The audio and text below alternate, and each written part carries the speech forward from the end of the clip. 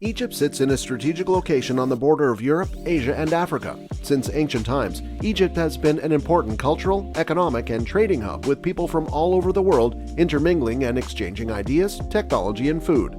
Ancient Egypt was the home of the pharaohs, who built the Great Pyramids. But there is so much more than just the pyramids.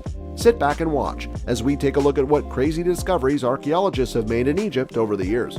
Before we begin with the video, make sure you like and subscribe to the channel. Turn on the bell for the latest notifications and updates. With that said, let's jump right into the content. 20 miles south of Cairo, on the Nile's west bank, where river-fed crop fields give way to desert, the ancient site of Saqqara is marked by crumbling pyramids that emerge from the sand like dragon's teeth.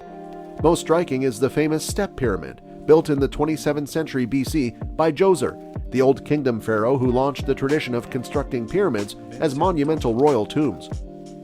More than a dozen other pyramids are scattered along the 5-mile strip of land, which is also dotted with the remains of temples, tombs, and walkways that together span the entire history of ancient Egypt. But beneath the ground is far more, a vast and extraordinary netherworld of treasures. One scorching day last fall, Mohammed Youssef, an archaeologist, clung to a rope inside a shaft that has been closed for more than 2,000 years.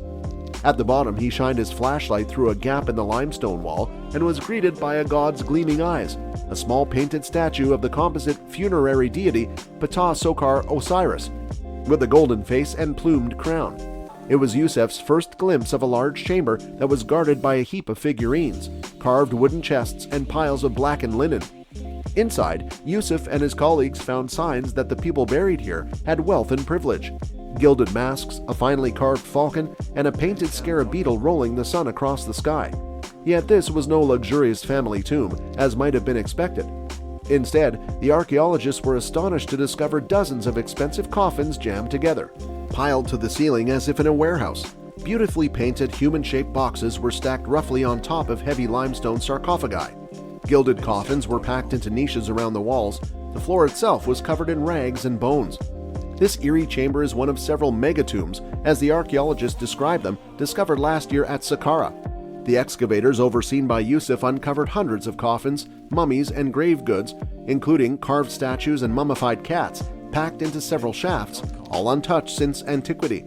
The trove includes many individual works of art, from the gilded portrait mask of a 6th or 7th century BC noblewoman to a bronze figure of the god Nefertem inlaid with precious gems.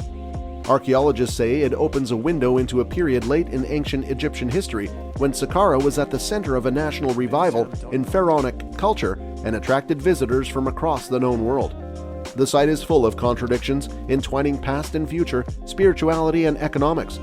It was a hive of ritual and magic that arguably couldn't seem more distant from our modern world, yet it nurtured ideas so powerful they still shape our lives today.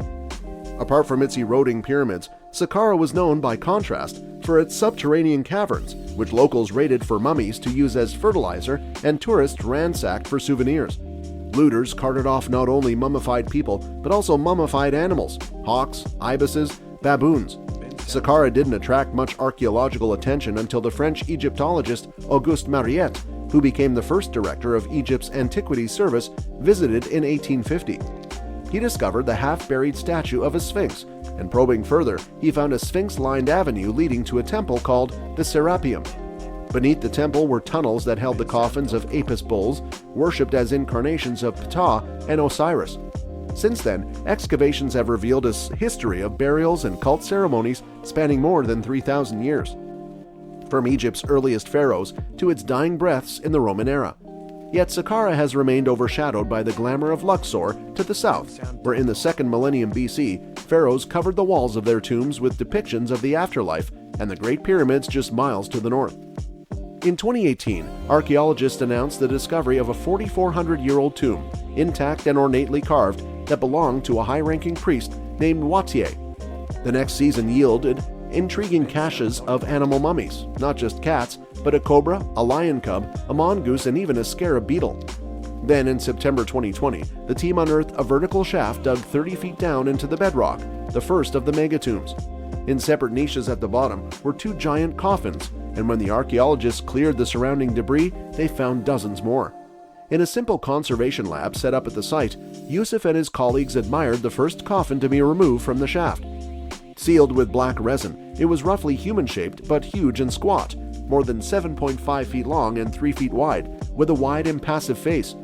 Removing the intricately carved wooden lid revealed a glint of gold. A second coffin was nested inside, complete with gilded mask. Beautifully preserved, it showed the face of a woman with large, coal-lined eyes. The rest of the inner coffin was intricately painted in blue, green, and red, and included flower and leaf motifs and a depiction of the sky goddess Nut with outstretched wings. Most exciting, though, were the hieroglyphs, because they provided valuable information about the occupant, not just spells to aid her journey to the afterlife, but details of her family as well as her name, Tagemi and Aset. The second coffin retrieved from the shaft was similar to Tagemi's, and it also contained an inner coffin with a gilded mask. This time, the portrait mask showed a bearded man named Psamtik. At first, the team wondered whether Tagemi and Psamtik were related. The hieroglyphs revealed that their fathers had the same name, Horus, but their mothers' names were different, and further discoveries revealed a different picture. The team carefully dug deeper. Below Psamtik's burial niche was a room filled with many additional coffins, covered in rubble and damaged by ancient rockfalls. The bottom of the shaft led to a second, even bigger cavern, inside of which were jammed more than 100 coffins of different styles and sizes. There were also loose grave goods, including ushaptis, miniature figures intended as servants in the afterlife, and hundreds of Ptah Sokar Osiris statuettes. There were even coffins buried in the base of the shaft itself, as if whoever put them there was running out of space. The result was a megatomb described by the research team as the largest concentration of coffins ever unearthed in Egypt. These discoveries were important because we've learned so much about these ancient Egyptians thanks to the artifacts and coffins. Hopefully we can learn a lot more from these new discoveries. That's all for this video. Thank you so much for watching. We hope you enjoyed watching this one. Have a great day.